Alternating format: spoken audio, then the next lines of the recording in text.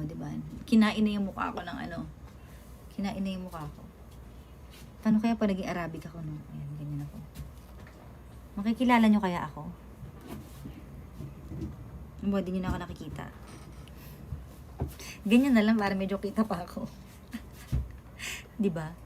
Yan. Pero sa kanila, bawal mapicturean yung mga ano, yung mga nakaganito, bawal mapicturean kasi mahagip lang ng camera. Sabi niya, are you taking videos? Are you taking pictures? Ganyan. Ganyan sila. Kaya, ingat-ingat kayo. Diba? Ikaw ba at some point in your life napagod ka rin? Nasabi mo rin Oo na, naman. parang ayoko na muna mag-work, ayoko Oo. nang tumulong. Ganun. Oo naman. Na-feel mo yun? Oo. Sinasabi ko sa nanay ko madalas na nag-rant din ako. Ah, Pero hanggang doon lang. After mag-rant, Pagod lang. okay na pala ako. Kasi Kasi pahinga lang. lagi ko naiisip, ito yung, hindi ko alam kung naalala ng nanay ko, sinabi niya sa akin to. Long time ago. Mas maganda ikaw ang nagbibigay kaysa ikaw naghihingi. Oo. Alam mo, pag may mga narinig akong ganyan, I keep those thoughts. So once upon a time, hindi ko alam, baka lasig nanay ko, nasabi niya sa akin yan. Hindi ko nakalimutan. Na mas maganda yun. Ayun yung mga lessons sa nanay ko.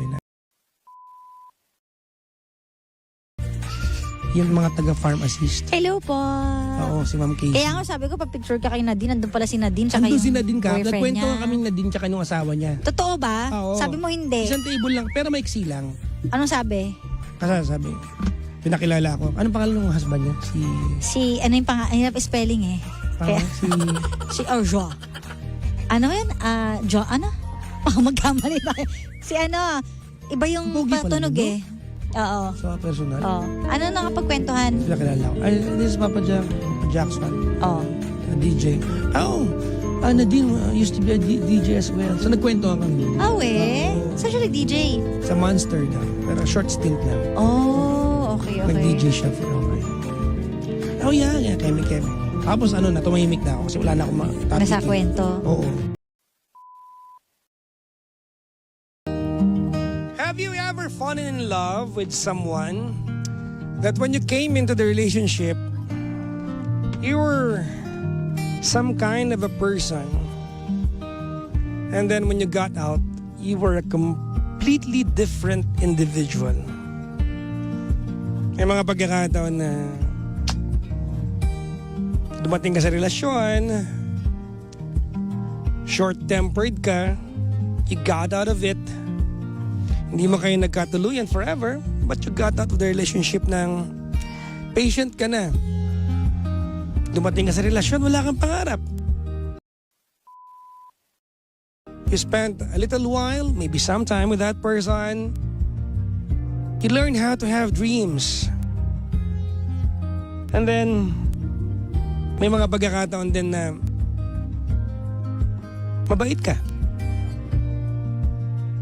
Nung maging kayo, nung iniwan ka niya, you became the complete opposite. Totoo nga, di ba? That love can change a person. Other than the fact that people do change, love as well can change and may change and will change a person. Ikaw, ano ng klaseng pagbabago na nagawa mo sa ngalan ng pag-ibig, ha?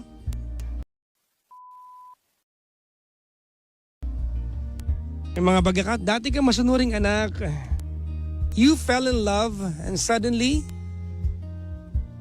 hindi ka natakot sa nanay mo, sa tatay mo. Once upon a time, you had so many friends. And you fell in love with someone. And all of your friends didn't approve. Ayaw nila sa jowa mo. But you chose that person. Hello po sa lahat ng mga taong nagbago when it comes to falling in love. Pero totoo yan, no? You're going to change whether you like it or not.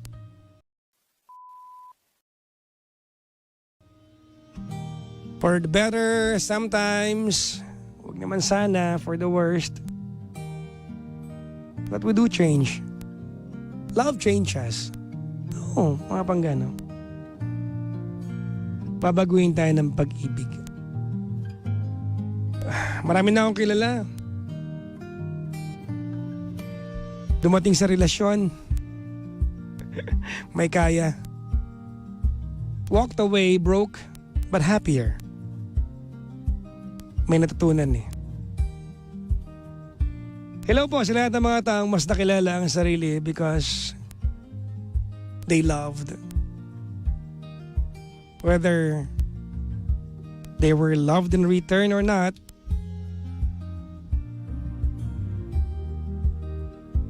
they loved.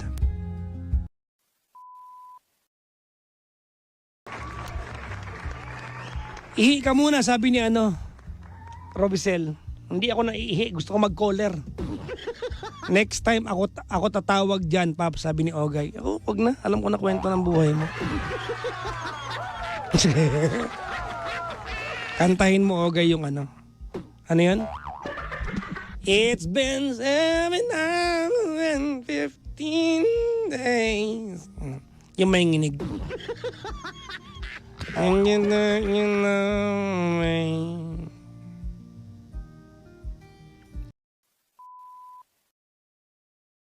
Hi, Tito! No, katanda to Wala. Wait ka po namin kagabi. Hindi ka tumuloy. Ay, oo, sa warehouse. Hindi ako naka-schedule pumunta kagabi sa warehouse eh. Naantay kong utusan ako ng gandang kara eh. Hindi ako nautusan eh. Tumawag siya kagabi. Hello? Sabi ko ba, utusan mo ako, no? Hindi baliw, napapick up ko na sa Grab. Sabi ko, ako naman ay handang sumunod lang.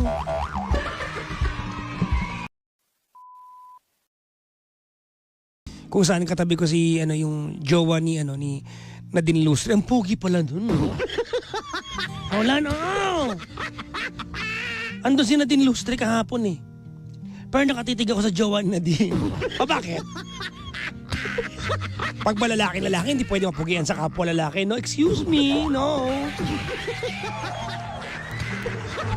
Trulalo, Ayan, nasaan doon nahiya ako magpa-selfie. Gusto ko magpa-selfie, kaya lang, nag-work kasi sila eh. Baka maabala ko eh. Pero dapat nagpa-selfie ako, no? Hindi kasi ako nagpa-selfie. Kasi sabi ko, masyado ako mahihain. Tapos sabi ni Kara, Hoy! Tawag si gandang Kara sa akin, nandyan yung sabi niya, kasi ang picture na pinost ko lang, yung magkakasama ka sa stage, yung andun yung boyfriend ni Nadine. Andyan yung boyfriend ni Nadine Lustre. Sabi ko, oo. Nandyan si Nadine. Sabi ko, oo. Hingi mo ako ng video greetings. Sabi ko, hindi ako makapagpa-selfie, video greetings pa. Nahiya nga ako eh. Tapos nakita ko si Nadine ulit gabi na. Nahiya na ako. Maghapon siya doon from, I think she was there from 8 in the morning. Ganun, meron silang wine eh. Parang meron silang wine na vegan-friendly wine. Alam nyo kahapon mga panggano, kasi I was with my people yesterday.